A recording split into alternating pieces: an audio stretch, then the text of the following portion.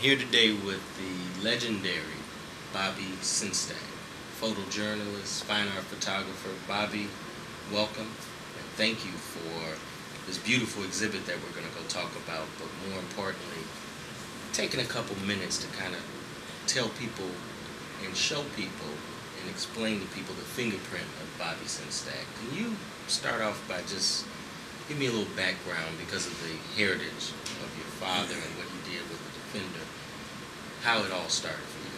Yeah, well, my great uncle Robert Sengstacke Abbott, who founded the Defender in 1905, somewhere after my father had come up to Chicago to work with him, he told my father, he said, "John, I started this paper to help the suffering masses of my people. One day I woke up a millionaire.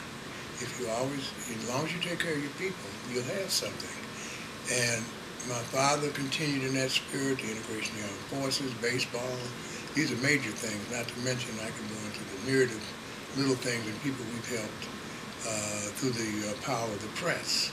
And even the founding of the Chicago Daily newspaper was more of a power influence thing to my father than it was money. So I came along and I just was fascinated with the business all my life. And I've also been an artistic person. I came out the crib, picked up a crayon, I don't know, a pencil or something. So, and then later, I used to go in the dark room and watch Tony Roden and Lyles and some of them cats. They'd be throwing some stuff. I thought some water and turning a reverse image. So I really, when I got into I was coming out of elementary school, and I got into it just for fun. And I had a couple other buddies who were playing around with it, had a dark room and stuff. So anyway, it kind of grabbed my interest. I already knew what a picture was. I was 14 years old, 1957, but it wasn't until I was 24 years old that I realized that I had transcended from one form of art to another, of producing a picture for technology and cameras. So as I began, and already I had started publishing in the Defender, and I was a pretty seasoned photojournalist. So I realized somewhere along in there that our people were becoming more visually orientated, and the only way to turn, if we're going to turn mass numbers of people around, we have to do it through the screen. This was actually, this is interesting, little guy. This was on an assignment with Mom at Speaks News. We were doing a thing on street gangs. This cat was 14 years old. What you don't see is there was about 2 or 3 other dudes, 18, 17 years old. He was giving orders. I mean, he was just a natural leader. Stand up there, And so at this point, he was, the disciples, they're marking, because all the brothers wore black leather jackets, the black hat with the white band and the iron cross. And so he was at that point talking to the reporter I was with, about what, the philosophy and so forth. How many images would you say are in your archives in terms of from your photojournalist career, from your fine art photography career, and yours personally, but then also the images that are part of your family's archives? I have 2 files. Okay, the one of the major events like King Civil Rights Movement. I've gone to maybe 7 Democratic conventions, 2 Republican, on and on. So about a year or so ago, an associate of mine had this guy, I forgot the title, but he does estimates. And he guesstimated that just in what I consider the most important work that I've done, about 250,000 eggs. Okay, now, there's another file that I call, well, the first, this is the first time, I had stuff at the Defender in the basement place. I didn't even know I'd done, We just found a photo of Lou Alcindor when he was, Kareem Abdul-Jabbar when he was, and Muhammad Ali when he was at UCLA. I didn't know him, Anyway, I found this first box. I said, "My God, Moneg's." So every time, now there's about 6 boxes, and most of it's proofed, contact proof. So that's my God Monet file. Then I got color slides. I got thousands of those. God, so when you're saying it's well over a million images, probably a couple of million images. So fortunately with getting images, and they're going through right now my most critical files, I'm rediscovering myself. The police had formed a line, I think of California, Sacramento, and Madison, to try to stop the rioters from moving down down Madison Avenue. And all the photographers, the press, mainly white press, was standing behind the police with long lenses. The reason these brothers going this way and that way is because I was standing with a 35 millimeter lens, excuse me, and they was trying not to knock me over.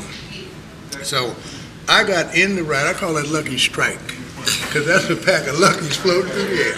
It's something you talked about in terms of your style as a photojournalist, and you called it capturing the ghost, and I never forgot it. I don't know if a lot of people understand what that is, but that is something that I only heard from you first, and then a lot of course, photojournalists and fine art photographers knew what it meant, but I think that's something you coined, and if you could talk a little bit about what you mean and how you do that when you do your work. Well, actually, my first documentary that I did in '93, not my first one, when I got back into it seriously, was called Copping the Ghost. And in that documentary, I explain it, you know, and one of my mentors, photographer named Billy Abernathy, his father owned the Abernathy Cab Company, which is now Jiffy. He'd say, "This is good, Sengstacke, but you got to cop the ghost, man. You got to cop the ghost." So I kind of learned like the Orientals. I don't ask questions. I just figure out what my teachers like tell. You know. So one day he said, "That's it. You've copped the ghost." I said, "Well, fine. What is the ghost?" See, I didn't know what the ghost was. And he said, "Well, the ghost is an aura where a photograph or music or painting can have an aura of how could photography be present that happened. You know," he said, "you're transparent. You're there. You're seen, but you're not. And you move through and capture what you want without touching with the fact that you've got a camera and the photographer's present." This is a new piece of mine. I call it the unacknowledged greatness because, see, if you travel in foreign countries, you will see how black people, black African Americans, we set the style, we set the trends all over the world. And we are highly respected for that, yet we are disrespected because most of us don't know who we are.